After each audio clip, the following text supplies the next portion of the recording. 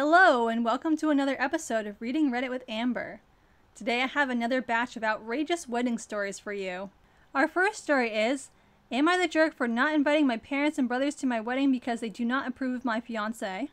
Let me start this off by saying I have always been very close to my direct family, up until about 3 years ago, which is when I, now 27, introduced my girlfriend, now 24, to them.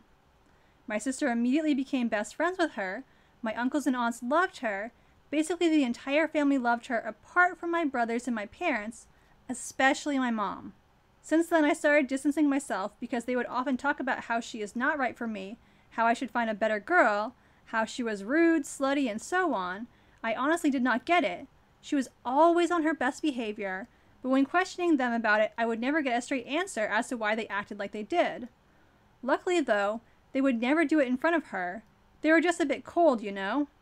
However, the rest of my family was lovely to her, so it made up for a lot, and I became much closer to my uncles, aunts, and sister as a result. Now, after 3 years of that behavior, and me basically cutting them off apart from big holidays because of it, I finally found out why they act like they do, because they finally told my sister. Apparently my mom knows my now fiance's former stepdad, who revealed that my girlfriend was a stripper for a few months during college. We're talking at 19 before we even met. I was aware of this, and honestly, I don't really care. We all did stuff we aren't proud of when younger, and this is not even something that weird either. But apparently in my mom and brother's mind, that immediately meant she was a no-good, slutty girl who was looking for a provider to bleed dry, and it was their job to protect me. I am just amazed at the sheer stupidity of it, and I am honestly seething. As a result, we decided not to invite them to our wedding. Wedding won't be for months.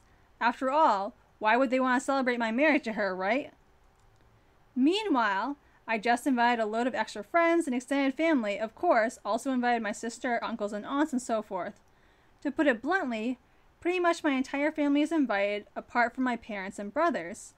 As you probably expected, my mom called me sobbing when she found out, and I gave her a piece of my mind about everything, including that I found out why their behavior had been so bad before just dropping the call and blocking her. My dad and brothers have been raging at everyone who will listen as expected, but what really makes me doubt myself is my uncle told me I am way too harsh and should really reconsider if I want to lose my parents over this. So here I am to see what random strangers think.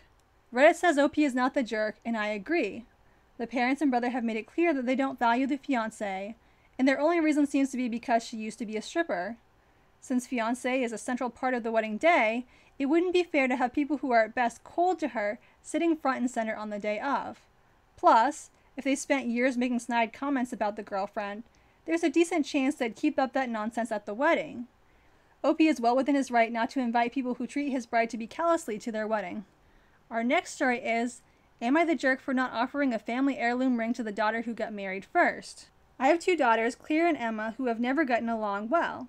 Claire was the rebellious one growing up, hated any type of societal expectations, and Emma was much more conventional. Claire began dating her now husband when she went away to college, and the first time she brought him home, my husband was not happy. He had black nail polish and a streak in his hair. I actually had a conversation with my husband about how he can't be such a pompous jerk, and he is going to drive Claire away. Neither of us liked her husband, but we tried to bite our tongues. He did not ask my husband for her hand in marriage, and when they told us they were engaged, she already had a ring. Emma also met her husband in college, and he was much more clean-cut and someone my husband would approve of. Emma's fiancé came to us before he proposed and asked permission. This did endear him more to my husband, and my husband told him that he had a family heirloom ring that he had received in his mother's will, and if he wanted to use it for Emma, he could. It is a very expensive ring, and it was left to my husband on the condition I never wear it. Long story, mother-in-law hated me. He did offer it to me, but it didn't feel right. Emma's fiancé accepted the ring, and Claire found out and thinks that we punished her for making different choices, being with a man we don't like, and not going along with a sexist tradition. I feel like it was my husband's ring to do what he wanted, and since Claire's husband didn't tell us before he proposed, she already had a ring and we are not playing favorite. Reddit says OP is a jerk, and I agree. It's true that there is only one heirloom ring, but you can't just hand over this valuable antique to the obviously favored child and not expect any sort of repercussions. There are all sorts of possible compromise options, like giving Claire a similarly valuable antique if one exists, or some money, or something so she's not left in the dust while her sister gets an expensive and meaningful piece of jewelry. The parents can of course do what they want with the ring, but they are clearly playing favorites, and that makes them the jerk.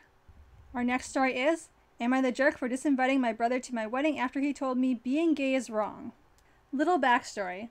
I've been out of the closet since I was 17, in 2007. When I came out, people in my family said some pretty hurtful things, which I totally expected, being from a Southern Baptist family in, it hurts to admit this, but Florida. But my older brother at the time seemed very receptive, surprisingly. He told me that if my dad ever gave me any trouble, to call him and he'd talk to him. That was really the last time we talked about it. Flash forward 13 years, I'm 30, and I'm getting married to my fiance Scott next year in April, if COVID so graciously allows. I started putting a package together of fun things from my brother and I's childhood, all with the intention of asking him to be my best man. However, he called me 2 weeks ago claiming he's wanted to talk to me about this for a long time. He went into this long tangent about how being gay is wrong and isn't what God wants. He said he thinks Scott is a nice guy and he loves me, but he doesn't think it's right that we're getting married. It was quite a shock, as Scott and I have stayed with him multiple times when he visits my hometown.